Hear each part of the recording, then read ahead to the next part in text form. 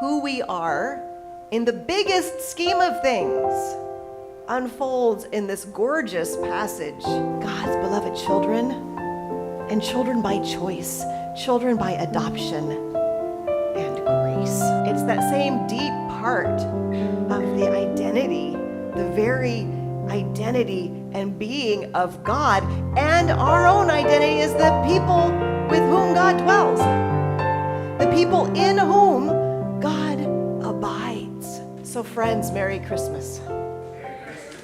Merry Christmas indeed. This is the Sunday when we get to revel in the magnificence, the cosmic truths that we celebrate at this time of year.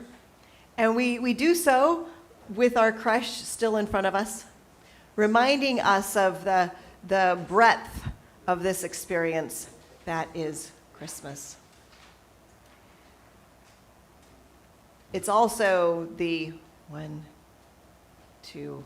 third time in this Christmas celebration when we have danced our way through the prologue of John's Gospel. So the church must really want us to spend time here, even though our inkling is to keep going back to the stable. I mean, even I wrote a note to myself this morning. Oh, come all ye faithful. We can totally sing that as the gospel procession on first Christmas, but we should really be doing Word of the Father. Why are we not doing that verse, right? See, we keep wanting to go back to the stable next year. See if I remember to pass on that note. And call me on it if I didn't. But indeed, we want to keep going back to the stable, to the charming, sort of tangible, earthy parts of this story. And there's reason for that, because we are grounded in that earthiness. We are grounded in that flesh and blood reality. This is who we are. But at the same time, John reminds us of a deeper truth of who we are.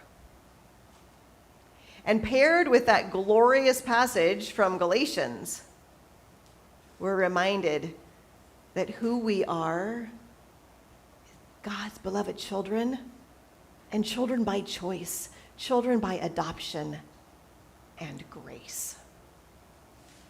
Who we are in the biggest scheme of things unfolds in this gorgeous passage that is the prologue to John's Gospel.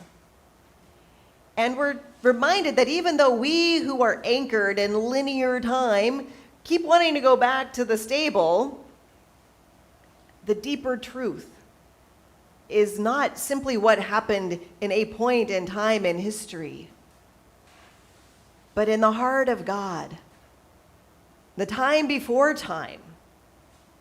The Word was with God in the very beginning.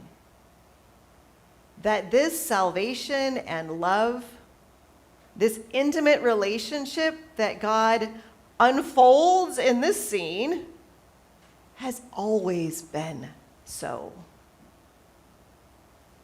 And our part in it. So no wonder we need a few rounds of hearing the prologue to John's Gospel to get our heads around it.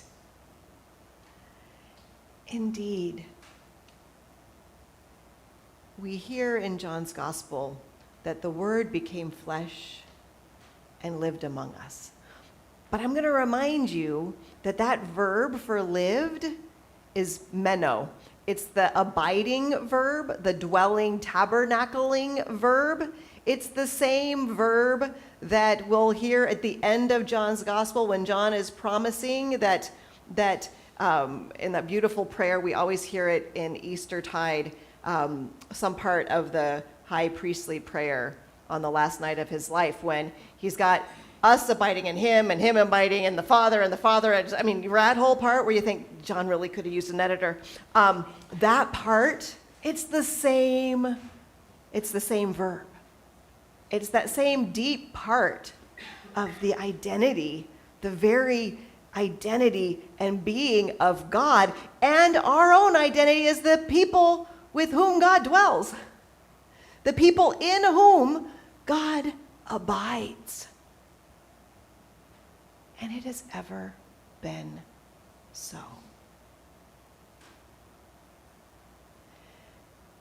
So no matter what we see from our vantage point in this whole part of chronology that we are inhabiting, our unique part of history that God has entrusted to us, it is all true, including the very important reminder that the light shines in the darkness. Shines. Not shined, shone, some kind of past tense. The light shines in an ongoing way, still. And the darkness does not overcome it, ever.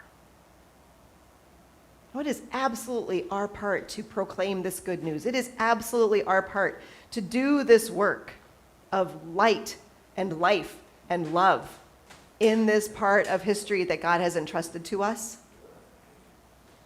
But when it starts to feel a bit heavy, if it starts to feel a bit dismal or dim, remember, already and forever, in the heart of God, we are held as God's beloved children who have received grace upon grace in that same light.